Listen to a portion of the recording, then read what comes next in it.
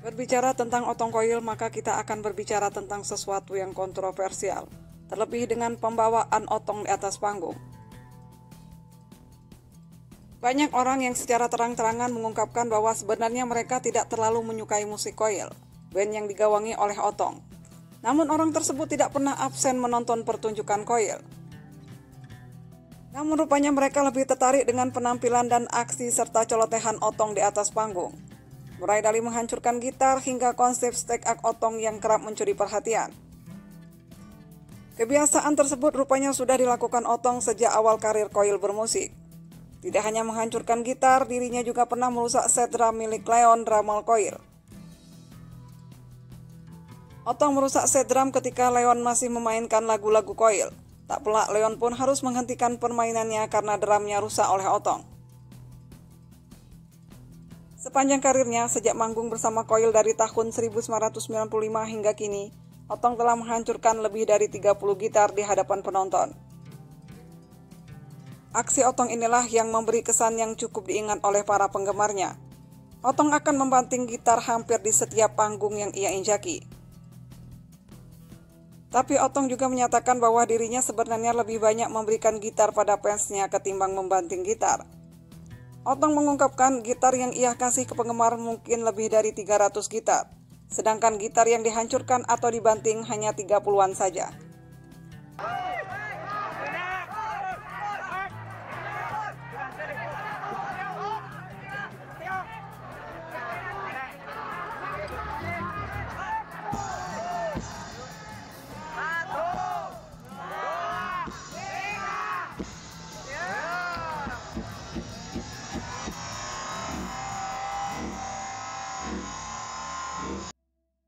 Saat membanting atau menghancurkan gitar, ternyata Otong juga mengalami luka-luka karena aksinya itu. Namun hal itu dianggap biasa oleh Otong.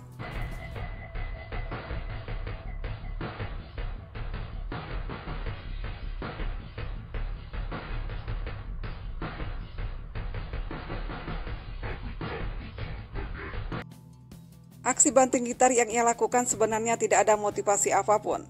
Menurut Otong hanya sebatas keren-kerenan saja bisa banting gitar saat manggung. Gue merasa gaya aja, merasa keren, ungkap Otong. Otong melakukan hal tersebut terinspirasi dari musisi asal Amerika yaitu Kurt Cobain.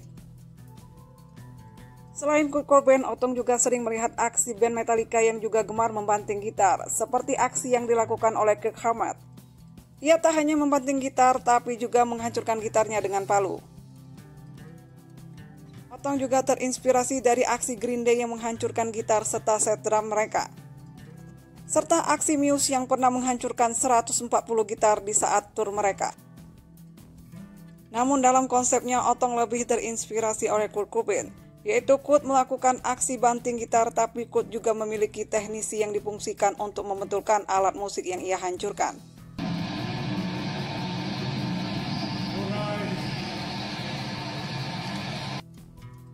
Begitu juga yang dilakukan oleh Otong. Otong akan mencari mekanik yang bisa cepat untuk membenari gitarnya.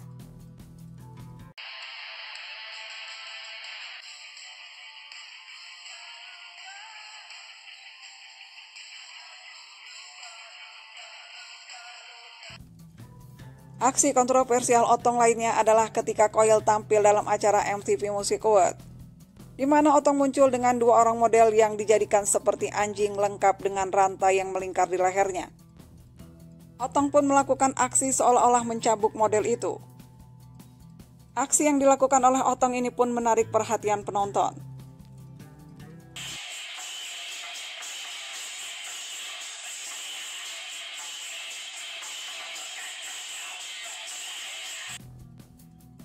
Dan baru-baru ini pernyataan kontroversial Otong lainnya adalah ia menyatakan bahwa tak mengenal satupun lagu-lagu Dewa. Walaupun ia sempat berkolaborasi dengan Ahmad Dhani pentolan Dewa 19 itu dalam lagu Kenyataan Dalam Dunia Fantasi.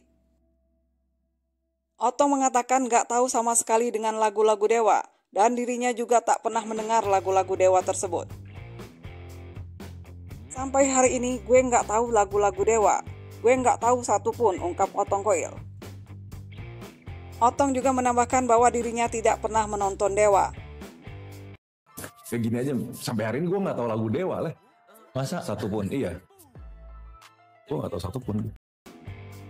Tentu saja pernyataan Otong itu pun mengundang reaksi dan komentar dari warganet.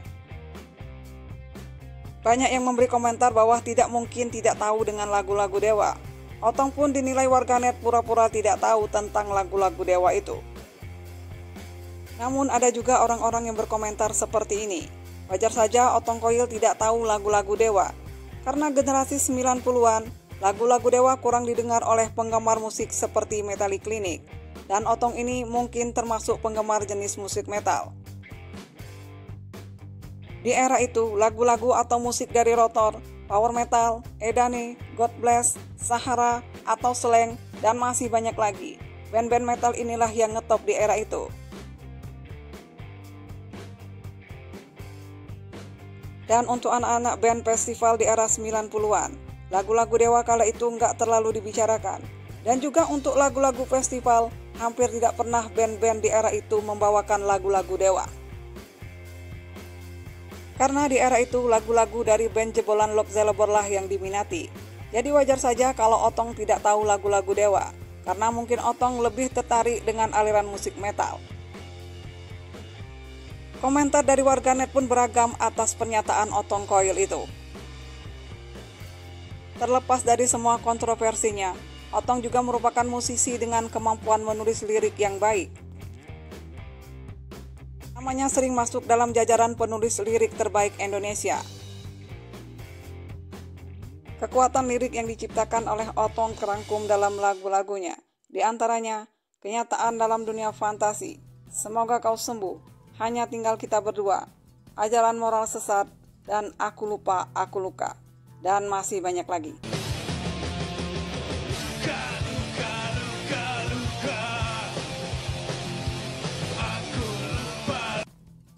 Lagu-lagu ciptaannya banyak menyoroti tentang ketimpangan dalam segi politik, ekonomi, dan budaya.